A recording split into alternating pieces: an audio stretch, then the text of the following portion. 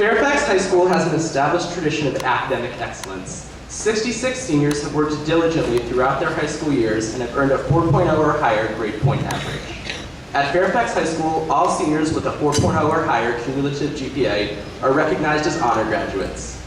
Each of the honor graduates received a medal to wear during graduation, and it is a tradition at Fairfax High School that the honor graduate candidates select one student to speak on behalf of all the honor graduates at graduation. It is my pleasure to introduce the honor grad speaker for Fairfax High School's class of 2014. Josephine Cahew is one of the most motivated and hardworking students in the class of 2014. Throughout her time here, she has balanced the most rigorous course load while also dedicating time to numerous academic commitments. Working with words comes easily to Josephine. She has a thirst for learning languages and studying literature, and has spent time learning German, Chinese, Russian, and Swahili. However, her ability to craft words into written form is one of her most remarkable attributes, resulting in her initiation and creation of a creative writing club here at Fairfax. A mature, intellectual, and dedicated student, Josephine will continue her education at the University of Southern California next year. It is my pleasure to welcome honor graduate Josephine Cahew to the stage.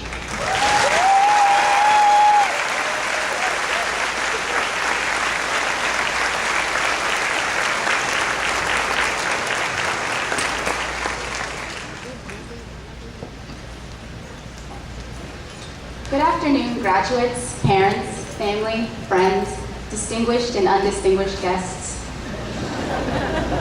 I'm not going to beat around the bush. Leaving high school is going to be so great. We won't be forced to watch the sunrise half awake on the way to school. Our schedules and ultimately our time is handed back for us to waste eating Reese's Puffs and watching Seinfeld reruns at 2 in the afternoon. I won't be able to tell you what the word productive even means tomorrow. But trust me when I say that there's plenty to be appreciated regardless of how you've rated your 4 years here. We have accidentally gained a wealth of knowledge within these walls. The administration won because despite some of our best efforts, we have learned. Maybe not calculus or government, but we've learned how to deal with all types of people, forging bonds with unexpected classmates, navigating the often petty rumor mills and jungles of false pretenses, making it out alive, and armed with invaluable experience. Daily interactions really force you to develop the ability to connect and deal with people, which is an important skill because, like it or not, people are everywhere. Although each of us have had starkly unique experiences, I guarantee that the you sitting in those school budget approved chairs is infinitely better than the freshman that sauntered in 4 or so years ago. That's why graduation is so important. It's not about the diploma. It's never been about the diploma. That's a sheet of paper.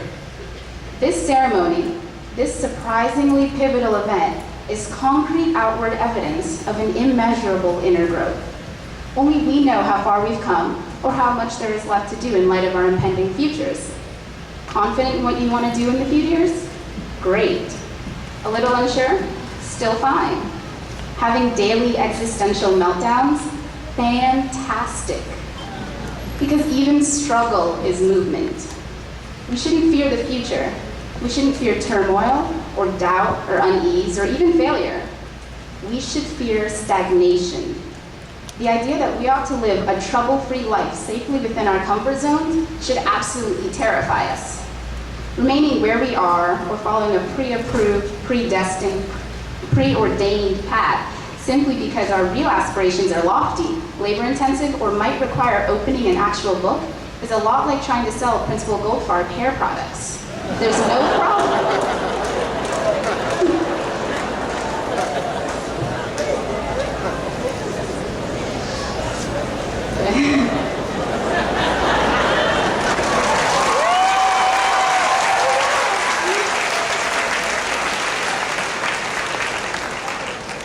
Biologically, we respond to all types of stressors the same way.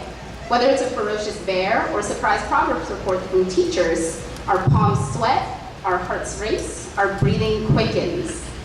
But mentally, we have to be better than that, more discerning. We shouldn't lump everything that makes us fidget into one drawer simply labeled bad. That nervousness we feel is our barometer, telling us we're approaching something great, something difficult, something worth it. Everything from pop culture to historical accounts reinforces the idea that unease and struggle is a vital ingredient in shaping and promoting ordinary humans into extraordinary examples. Superman's planet had to die for him to crash land and arrive to fulfill his legacy on Earth. This country had to descend into a civil war that nearly ripped it in two in order to get closer to realizing its promise of liberty and equality. Troy Bolton in High School Musical had to leave basketball practice in a confused dance number, musically struggling, before he realized triumphantly that he could star on the court and in a play. You are Superman. You are post-Civil War America. You are Troy Bolton. Have faith that your trembling and insecurity and civil wars aren't evidence of fault or reason to cower backwards into the bland safety of mediocrity. You aren't falling apart. You're stumbling into your greatness. If anything, a little inner turmoil is just a sign that we're onto something big, something important. It is the something big, the something important. Good, bad, wonderful, gruesome, every experience molds and shapes us. If we are works of art, then the person who went out on a limb, riding the highs and lows that come with pursuit of ambitions outside of their immediate spheres, is a grand Michelangelo statue. And the person who comfortably refused challenges for fear of a little discomfort is kindergarten macaroni art.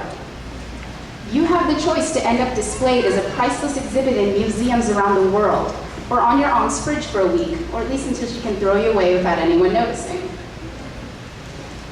I debated beginning with an anecdote, something we could all relate to, like walking in on the first day, or how adjusting became easier throughout the years, or an analogy to a well-known sport or club, which are all fine. But as I mentally rewound through the years, I remember so many encounters with so many of you, and I realized, however briefly, the extent of our interconnectedness.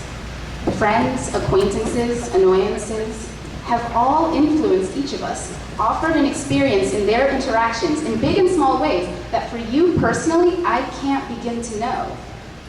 Trying to capture the little interplay of feelings and memories that make our individual experiences of high school uniquely ours with some generic umbrella statement would be to ignore your personal journey here.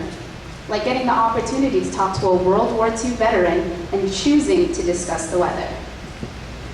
I'll end this speech with a short quote from well-respected and my personal hero, Nicki Minaj. I'ma just do me when it feel right. Greatness is what we on the brink of. The brink, guys. We stand on the brink of greatness. At the edge, the fatal drop. Because greatness and success and total fulfillment refuse to lie so easily accessibly in soft meadows or just at the feet of our driveways. We'll be just fine as long as we acknowledge that some of the best things happen only after we venture in a totally novel direction. We need to find the idea of operating at half speed, working half as hard so we can travel half as far as we know we're capable of, absolutely repulsive. If for no other reason, I'm glad for this assembly because it's brought all of us together in a rare moment of class solidarity. I look out, amazed that statistically, some of us will be future leaders. I also look out, terrified, because statistically, some of us will be future leaders. As someone 5 feet tall, it's been nice to be the tallest person in the room for a while, but ending this speech gets us that much closer to getting out of here. So I hope that as we approach the crossroads in our lives, we don't avoid the greater reward for fear of a couple bumps and bruises we may incur on the way there. Thank you all, especially the parents and teachers, who have given us the platform for our current and eventual successes. It's been real.